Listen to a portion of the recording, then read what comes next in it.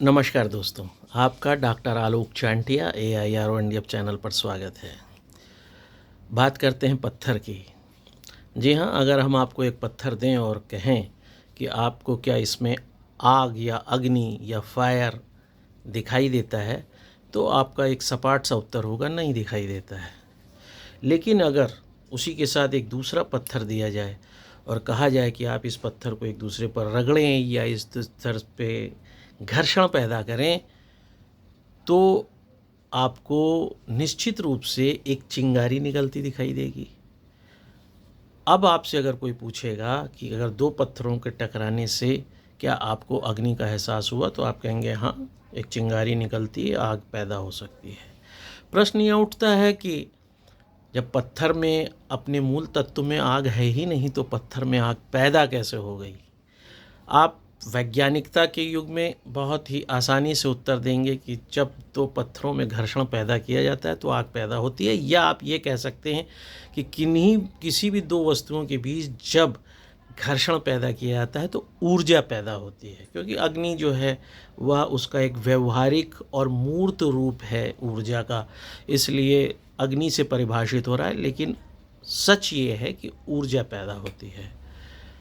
जब एक पत्थर में ऊर्जा है तो उसको पैदा करने के लिए आपने दूसरे पत्थर को उठाया, लेकिन जब आपके अपने मानव जीवन में या मानव समाज में कोई घर्षण की स्थिति पैदा होती है, तो आप यह कैसे सोचते हैं कि उसमें ऊर्जा नहीं पैदा होगी?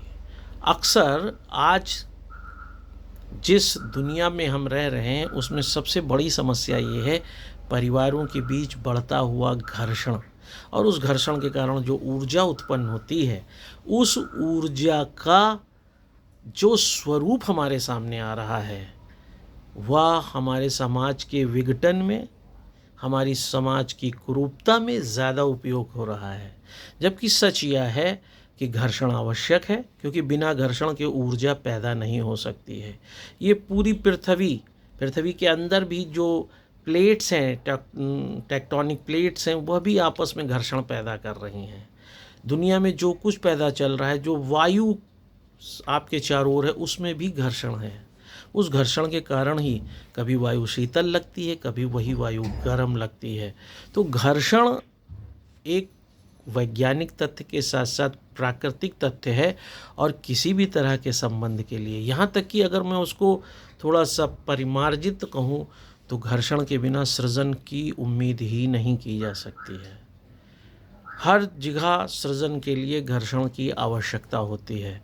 तो फिर हम उस घर्षण जिससे ऊर्जा पैदा होती है, उससे परिवार के विघटन के रूप में क्यों देखते हैं?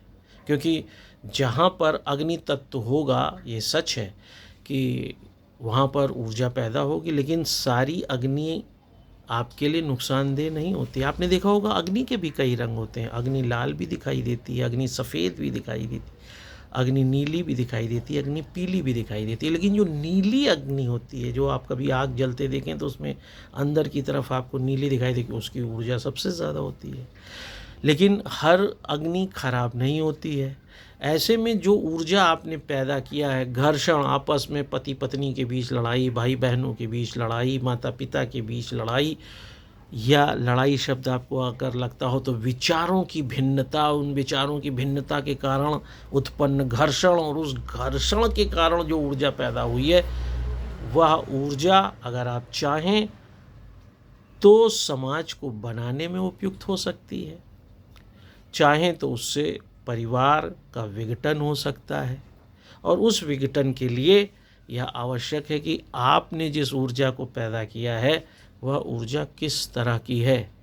क्योंकि अगर दुनिया के परिप्रेक्ष्य में हम देखें तो सब कुछ इसी घर्षण का पर्याय है, इसी अग्नि तत्व का पर्याय है। ऐसे में आपको जब भी कभी, या छोटा सा वीडियो मैं सिर्फ इसलिए बना रहा हूँ क्योंकि मुझे ऐसा लगता है कि आजकल जो परिवारों के बीच विचारों की भिन्नता के कारण पति पत्नी, बच्चे, माता पिता के बीच एक घर्षण है, उस ऊर्जा को समझ न पाने के कारण एक विघटन का अभाव दिखाई देता है। उस ऊर्जा के प्रभाव के कारण व्यक्ति में उचाट है, व्यक्ति बाहर की तरफ भाग रहा है। ये ऊर्जा का ही प्रभाव होता है, क्योंकि वही ऊर्जा होती है जब आपको कभी बहुत सुखद नींद देती है। जाड़े के समय में अगर आपके पास ऊर्जा है तो आपको कितना आनंद आता है। जिस रज़ाई को, लिहाफ को ओढ़कर आप जाड़े में रहते हैं, वह क्या है, शरीर से निकली हुई ऊर्जा को बाहर ना जाने देने का काम ही केवल वो करती है। अगर उस ऊर्जा को जो आपके शरीर से निरंतर निकल रही है, उसको कंबल, रज़ाई, लिहाफ, ब्लैंकेट रोक लेता है, तो उसी की गर्मी से आपके शरीर को आनंद मिलता है। लेकिन वही ऊर्जा जब गर्मी में है, तो चूँकि वातावरण भी गर्म है और शरीर से ऊर्जा भी निकल रही है, तो जब आप कोई चीज़ ओढ़ेंगे तो वही ऊर्जा आपके शरीर में तापमान उत्पन्न करेगी और आपको पसीना आएगा, आपको गर्मी लगेगी, आप तुरंत चाहेंगे कि हमें ठंडक मिले। यही चीज़ संबंधों में है कि अगर आपने जो घर्षण के द्वारा ऊर्जा उत्पन्न हुई है, वह जाड़ा गर्मी के तरह ही आपके लिए उपयुक्त नहीं है, तो वह आप में प्रतिकर्षण पैदा करेगी, और अगर वह ऊर्जा उपयुक्त है तो आप में संबंधों को बनाएगी। इसीलिए यह कहा भी गया है कि बोली एक अमोल है, जो कोई बोले ही जानी, ये तराजू तौल कर तब मुख बाहर आनी। क्योंकि जैसे आपने कोई बात बोली, अब यहाँ बोलने पे मैं आपको बताऊं कि अक्सर आपको साइंस में पढ़ाया गया कि कोशिका होती है, कोशिका में माइटोकॉन्ड्रिया होता है, माइटोकॉन्ड्रिया जो है ऊर्जा का पावर हाउस कहलाता है। ये बात तो सत्य है, लेकिन सत्य ये भी है कि जब आपके शरीर में जो पूरी ऊर्जा फैली पड़ी है, उस ऊर्जा पे, जैसे मैं इस समय बोल रहा हूँ तो मेरी बोलने में ऊर्जा खर्च हो रही है, लेकिन मेरी जीभ की, मेरे हाइड बोन की एक सीमा है। उससे मैं ज़्यादा बोलूँगा तो मुझे ऊर्जा और चाहिए। उस अतिरिक्त ऊर्जा को देने का काम कोशिका में राइबोसोम करता है। तो इस ऊर्जा को एकत्र करना और शरीर में जगह जगह ले जाने का काम राइबोसोम करता है। तो इसलिए जब आप बोलते हैं तो आपको ये सोचना चाहिए, क्योंकि वह ऊर्जा का काम है कि हम किस तरह की ऊर्जा को अपने चारों ओर देने जा रहे हैं। वहाँ बोली मत समझिए, आप समझिए मैं ऊर्जा देने जा रहा हूँ। अगर यह ऊर्जा इस समय उपयुक्त नहीं है तो यह गर्मी पैदा करेगी, और यह गर्मी जब पैदा करेगी तो समाज में बिखराव होगा, परिवार में बिखराव होगा, और जब आपको लगे जो बोली बोलने जा रही है उससे आनंद आएगा। इसीलिए देखिए, जब कोई संत समागम होता है, कोई प्रवचन होता है, कोई कथावाचक होता है, तो वहाँ पे लोग भीड़ में इकट्ठा होते हैं, सुनते हैं, आनंद मगन हो जाते हैं। क्यों? वहाँ भी ऊर्जा निकल रही है। एक कथावाचक, एक संत अपनी ऊर्जा को जो निकाल रहा है, वो जाड़े की ऊर्जा की तरह ही लोगों को आनंद देता है, और उस ऊर्जा से समाज का निर्माण होता है। तो जब आप, जिसे आप बोली कह रहे हैं, वह एक ऊर्जा है, और ऊर्जा के निकलने पर जो घर्षण की स्थिति, ऐसा नहीं है जो कथावाचक बोल रहा है उसको जो लोग सुन रहे हैं, श्रोता लोग, उनके सुनने और बोलने में घर्षण पैदा हो रहा है, लेकिन उस घर्षण में सकारात्मक ऊर्जा बन रही है जो लोगों को आनंद देती है। और आप जानते हैं, अगर यह नहीं देगी तो विवाद उत्पन्न होता है, प्रतिवाद उत्पन्न होता है। क्योंकि क्रोध क्या है? क्रोध में एक साथ ऊर्जा पूरे शरीर की एक जगह इकट्ठी हो जाती है। और क्रोध क्या है? इसीलिए तो मुंह तमतमा जाता है, लाल हो जाता है, आंखें लाल हो जाती हैं, कनपटी तन जाती है, सिर भारी हो जाता है, क्योंकि आपने पूरे शरीर की ऊर्जा एक जगह इकट्ठा कर ली। बाद में जब आपका गुस्सा ठंडा होता है तो अक्सर आपने देखा होगा कि गुस्सा ठंडा होने में बड़ा समय लगता है। क्यों लगता है? क्योंकि जिस ऊर्जा को पूरे शरीर से आपने खींच लिया, उसको शरीर में वापस जाने में बहुत समय लगता है। ऊर्जा का असमान वितरण ही क्रोध हो जाता है। इसलिए जब आप अपने शरीर की ऊर्जा को खींच रहे हैं, तो ये देखिए कि उस ऊर्जा को खींच तो आपने लिया, लेकिन उस ऊर्जा को बाहर निकालने से जो घर्षण पैदा हो रहा है, संवाद के द्वारा, मारपीट के द्वारा, उसका परिणाम क्या हो रहा है? क्योंकि घर्षण हमेशा सकारात्मक हो, इसके लिए ज़रूरी है कि आपको पता हो कि आप ऊर्जा किस तरह की निकाल रहे हैं। और मुझे ऐसा लगा, क्योंकि आज मैं बैठा सोच रहा था कि एक पत्थर जिसमें कहीं ऊर्जा दिखाई नहीं देती, जिसमें कहीं आग दिखाई नहीं देती, लेकिन जब उसके साथ एक दूसरा पत्थर मिल जाता है तो उसी पत्थर से ऊर्जा पैदा होती है, अग्नि पैदा हो जाती है। ऐसे जब दो व्यक्ति आपस में मिलते हैं तो उनमें ऊर्जा का आदान प्रदान होता ही है। और उस ऊर्जा के आदान प्रदान के कारण या तो भिन्नता हो जाएगी या प्रगाढ़ता हो जाएगी। ये आप पर निर्भर करता है कि आप ऊर्जा का कैसा उपयोग कर रहे हैं, क्योंकि ऊर्जा ही निर्माण है। पूरी पृथ्वी पर ऊर्जा निर्माण है। अगर ऊर्जा न होती तो पृथ्वी पर प्रकृति होती ही नहीं, पृथ्वी पर जीवन होता ही नहीं। ऊर्जा न होती तो एक व्यक्ति जीवित कहलाता ही नहीं। ऊर्जा न होती तो एक व्यक्ति में गति होती ही नहीं। ऊर्जा न होता तो एक व्यक्ति में सृजन की शक्ति होती ही नहीं, चपलता होती ही नहीं। कहत नटत रीझत खिजत मिलत खिलत लजियात, और भरे भवन में करत है नैनन ही सो बात। ये बात कहने में भी ऊर्जा है, क्योंकि ऊर्जा के द्वारा आप अपने आँखों से भावों को प्रकट कर रहे हैं, आप अपने हाथ से मुंह से सब भाव प्रकट कर रहे हैं, और वो भाव प्रकट हो रहा है ऊर्जा से।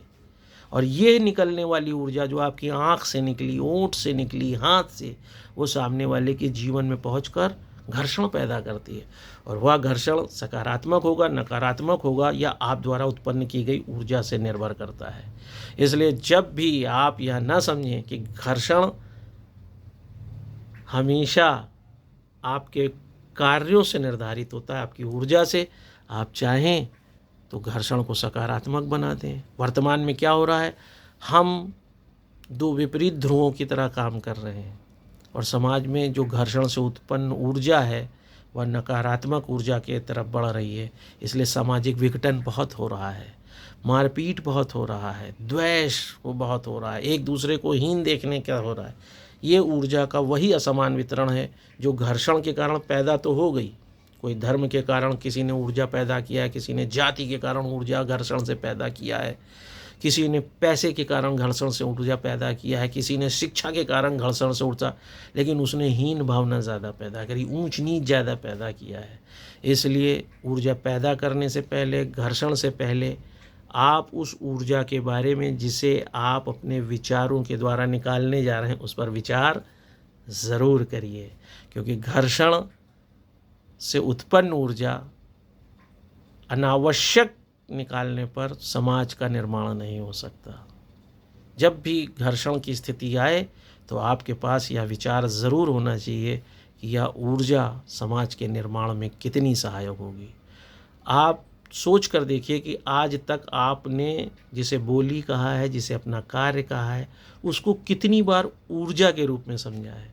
और जिस दिन आप उस ऊर्जा को समझ जाएंगे, उस दिन आप समझ पाएंगे कि जैसे आप पैसा निकाल के खर्च करते हैं, ठीक इसी तरह से उस ऊर्जा को निकालने के लिए भी आप में एक संचयन की भावना आएगी और समाज का निर्माण हो जाएगा। इसीलिए मैंने यह वीडियो बनाया, क्योंकि अखिल भारतीय अधिकार संगठन सिर्फ कानून में अधिकार क्या लिखे हैं इसको बताने के लिए नहीं बनाया गया था, बल्कि कैसे कॉग्निटिव जीवन में, मानसिक जीवन में, मनोविज्ञान में मानव को उसके ऊर्जा के संचयन में, ऊर्जा के संचालन में कैसे एक चपलता, एक गति प्रदान करे, और उसके द्वारा मनुष्य के व्यवहार को कैसे कर्तव्य के सकारात्मक तरफ ले जाए, यह उद्देश्य लेकर भी चल रहा है। अगर आपको यह बात अच्छी लगी है तो इसे दूर तक ले जाइए, ताकि सभी लोग अपनी ऊर्जा को उस घर्षण के रूप में महसूस कर सकें।